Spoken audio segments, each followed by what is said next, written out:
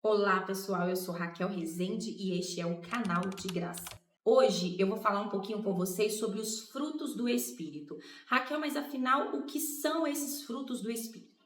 Para que nós nos tornemos pessoas boas e estejamos sempre em comunhão com Deus, nós precisamos conhecer e fazer frutificar os frutos do Espírito na nossa vida e no nosso comportamento. Os frutos do Espírito são características do caráter de Cristo. E como nós sabemos, Cristo é a representação de Deus na terra através de um homem. Portanto, as características do caráter de Cristo que o Espírito Santo produz em nós quando vivemos em comunhão com Deus, a gente chama de frutos do Espírito. E eu vou falar de cada um deles para que a gente entenda se nós estamos, primeiro, conhecendo e depois aplicando esses frutos na nossa vida, para sermos pessoas que transformam não só a nossa realidade, mas principalmente a nossa mentalidade. Como diz a passagem de Paulo, em uma carta que ele fez aos Gálatas, capítulo 5, versículo 22 a 23, mas o fruto do Espírito é amor, alegria, paz, paciência, amabilidade, bondade, lealdade, mansidão e domínio próprio. Contra essas coisas não há lei. Ou seja, será que nós estamos sendo ou agindo conforme esses frutos na nossa vida? Vamos entender cada um dos frutos para a gente se responder a essa pergunta. Primeiro, vamos começar pelo amor. O amor é a base de todos os outros frutos. Amar como Cristo amou. Amar de forma pura, de forma generosa e sem interesse. Nossa, Raquel, mas isso é muito difícil, não é? Quando nós não estamos em comunhão com Deus ou pensando em frutificar, isso se torna quase impossível. Por isso é importante a gente trazer para a consciência. Será que é assim que eu tenho amado as pessoas ao meu redor? A começar por dentro da sua casa. Em cada atitude do seu servir, você tem depositado amor? Segundo fruto, alegria. Não depende das circunstâncias, mas da presença de Deus no coração. A alegria do Senhor é nossa força, como disse Neemias no capítulo 8. Então, quando eu penso, a alegria, quando ela é frutificada através do Espírito, ela existe pelo simples fato de você respirar, estar vivo, ser grato pelas coisas que você tem, agradecer pela cama que você tem, pelo teto que você tem. E eu costumo brincar que todas as vezes que eu vi uma pia ali cheia de louça, quando você está em comunhão com Deus, ao invés de você falar assim, nossa, que tanto de louça para lavar, meu Deus, você fala, obrigada, Deus, que felicidade por ter uma louça para lavar, que felicidade por ter uma família que me permite ter feito uma refeição e agora ter louça para lavar. Entende? O comportamento, quando você age avaliando os frutos, é trazer para a consciência todos esses itens que eu tenho citado. O amor, a alegria nas coisas simples do próprio existir. Paz. Mas paz não como o mundo dá. A paz é o descanso da alma de quem confia em Deus, mesmo em meio às lutas. E eu lembro de uma passagem que falava que Jesus dormia em meio a uma tempestade onde os discípulos estavam completamente desesperados, achando que o barco ia afundar. E é muito importante a gente entender a paz. Como que Jesus poderia dormir em meio a uma tempestade? Porque ele sabia, né, que ali não era o tempo nem a hora dele, ele sempre viveu em comunhão com o Pai. Portanto, ele sabia que aquela tempestade não derrubaria aquele barco.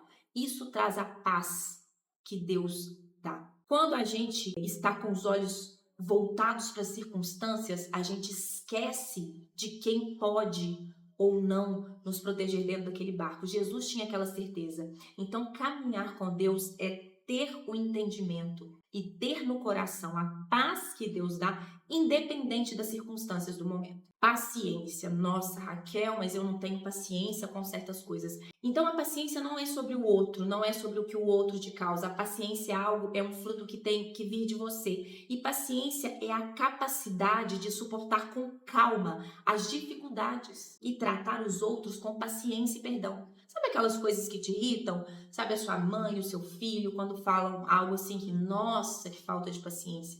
É aí que você precisa entender. Será que eu estou agindo como um fruto do Espírito? Será que eu estou entendendo que neste momento ter calma e ter paciência é um comportamento que agrada a Deus? É um comportamento parecido com o caráter de Jesus? Então, a palavra-chave para fazer os frutos do Espírito frutificarem na nossa vida é a consciência. Não significa que eu não vá ter paciência, mas significa que eu trago para a consciência que esta era a conduta que eu deveria ter enquanto uma filha de Deus. Amabilidade, benignidade. O que é isso? Gentileza e doçura nas suas atitudes. Um coração bondoso reflete o amor de Deus. E eu sei que vocês têm várias perguntas para me fazer relacionadas a isso. Raquel, por que acontece isso?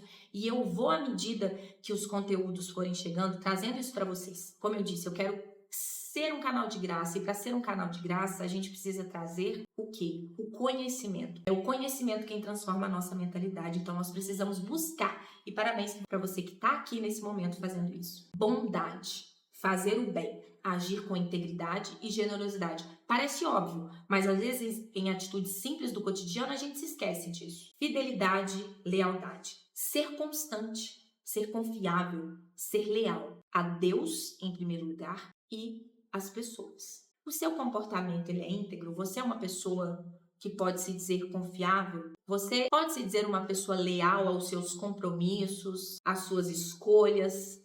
Isso tem muito a ver com posicionamento, eu falo muito disso, né? A lealdade tem a ver com ser comprometido e levar a sério as nossas escolhas. E outro dia eu até falei isso um pouco lá no perfil do Instagram, mas tem muita gente que às vezes escolhe um casamento, mas não se posiciona como uma pessoa casada. Escolhe ter filhos, mas não se posiciona como alguém que é pai e mãe, leva aquilo como um fardo. Escolhe ser um profissional e estar em alguma empresa, mas não se comporta como isso. Então, ser leal é ser leal primeiramente, como eu disse, a Deus e depois às suas escolhas. Se você escolheu ser um marido, se posicione como um tal em toda a sua vida, na sua rede social, porque isso não tem a ver com como o outro nos enxerga. Isso tem a ver em como nós somos e nos enxergamos perante a Deus que tudo vê. Mansidão. Tem uma coisa que eu gosto muito quando se trata de mansidão, que às vezes as pessoas acham que mansidão é ser alguém bobo, é ser alguém passivo, é ser alguém que todo mundo passa para trás ou coisa do tipo.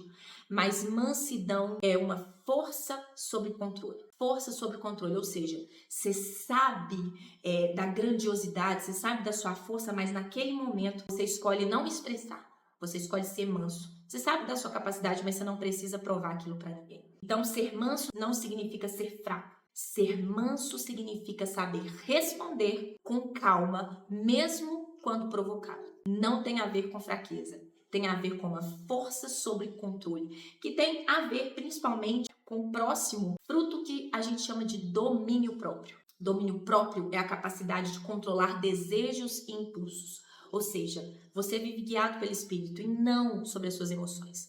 Você vive guiado pelas suas escolhas e não pelos seus impulsos carnais. Quando você faz isso, você faz uma coisa que a gente chama de subjugar a carne, que é deixar o seu espírito no controle. Mesmo que você, por exemplo, esteja com uma ânsia, com desejo de comer ali aquele monte de doce, por exemplo, você escolhe não fazer. Você dominou, você teve domínio próprio. Mesmo que algo te provoque, né, em algum cenário, a cometer algo que é errado, a trair a sua esposa, né, o seu compromisso, a sua aliança, você se controla, porque não são as suas emoções, desejos ou impulsos que guiam a sua vida.